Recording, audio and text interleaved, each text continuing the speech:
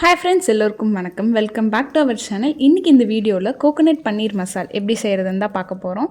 Already coconut பன்னீர் எப்படி செய்கிறதுன்ற video நம்ம சேனலில் நான் போஸ்ட் பண்ணியிருக்கேன். அந்த வீடியோவோட லிங்க் இந்த வீடியோவோட டிஸ்கிரிப்ஷனில் ஆட் பண்ணியிருக்கேன். செக் பண்ணிக்கோங்க. வாங்க இப்போ எப்படி பண்ணுறதுன்னு பார்க்கலாம்.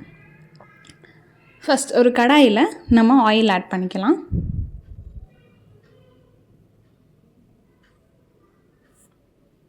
ஆயில் சூடானதும் நம்ம பிரிஞ்சி இலையை சேர்த்திக்கலாம்.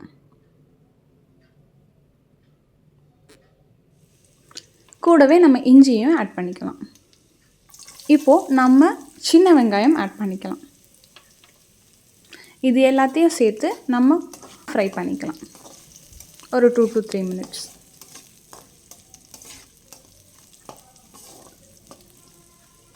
இப்போ நம்ம ரெட் சில்லி ஆட் பண்ணிக்கலாம்.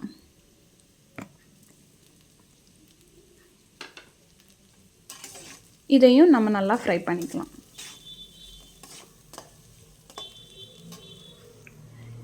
இப்போது இந்த டிஷ்ஷுக்கு தேவையான அளவு கருவேப்பிலை நம்ம ஆட் பண்ணிக்கலாம். அதையும் சேர்த்து நம்ம நல்லா ஃப்ரை பண்ணிக்கலாம்.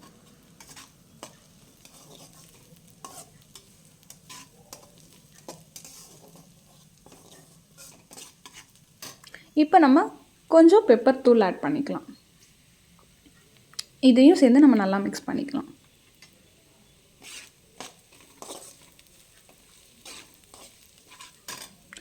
இப்போது இதெல்லாம் நல்லா ஃப்ரை ஆகிற மாதிரி கொஞ்சமாக தண்ணி சேர்த்து நம்ம ஒரு 2 to 3 minutes குக் பண்ணிக்கலாம்.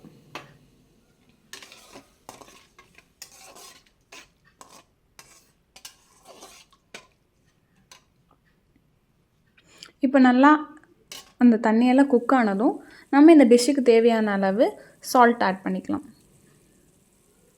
அதையும் ஒரு ஃப்ரை பண்ணிக்கலாம்.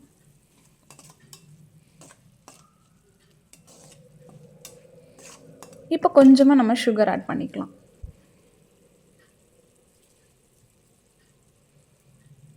அதையும் நம்ம நல்லா ஃப்ரை பண்ணிக்கலாம்.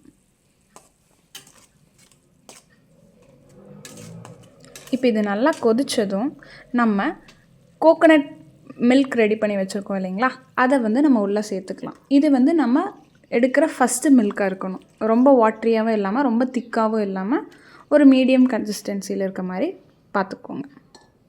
இப்போ இதையும் நம்ம நல்லா ஃப்ரை பண்ணி விட்டுக்கலாம்.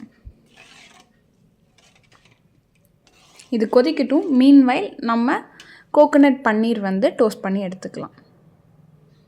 ஸோ இந்த கோகோனட் பன்னீர் எப்படி செய்கிறதுங்கிற வீடியோ நான் ஆல்ரெடி நம்ம சேனலில் போஸ்ட் பண்ணியிருக்கேன். அதோட லிங்க் நான் இந்த வீடியோவோட டிஸ்கிரிப்ஷனில் நான் உங்களுக்கு ஆட் பண்ணுறேன். செக் பண்ணிக்கோங்க.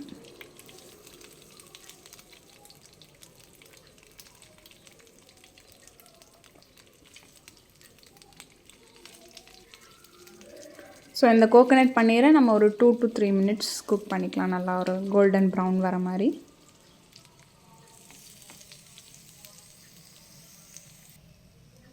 ரெடி ஆகிடுச்சு. இதை நம்ம எடுத்து வச்சுட்டு இப்போ இந்த கொதிச்சிட்ருக்க கிரேவியில் நம்ம அந்த கோகோனட் பன்னீரை ஆட் பண்ணிக்கலாம்.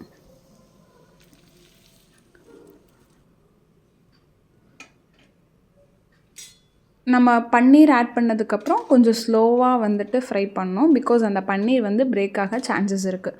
ஸோ நம்ம அதுக்கு தகுந்த மாதிரி ஸ்லோவாக நம்ம ஃப்ரை பண்ணோம். ஆல்மோஸ்ட் நம்ம டிஷ் ஓவர்.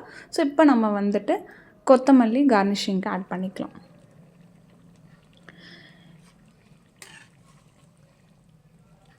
இன்னும் நம்ம ஒரு 2 to 3 minutes நம்ம குக் பண்ணோம் அப்படின்னா நம்ம டிஷ் ரெடி ஆயிரும். அவ்வளோதான், நம்மளோட சுவையான கோகோனட் பன்னீர் மசால் ரெடி.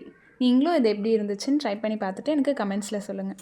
நீங்கள் இப்போ தான் நம்ம சேனலை ஃபர்ஸ்ட் டைம் விசிட் பண்ணுறீங்க அப்படின்னா நம்ம சேனலை சப்ஸ்கிரைப் பண்ணிக்கோங்க. இன்னொரு இன்ட்ரெஸ்டிங் வீடியோவில் சந்திக்கலாம். Till then take care. Bye பாய்.